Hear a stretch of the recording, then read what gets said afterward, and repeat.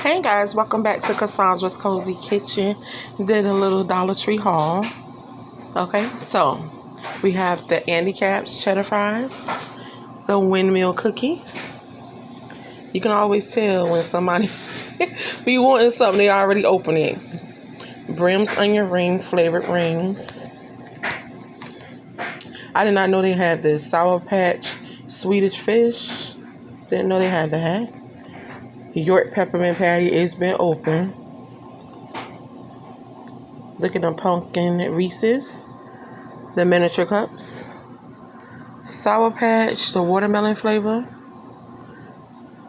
Pocky. Pumpkin seeds.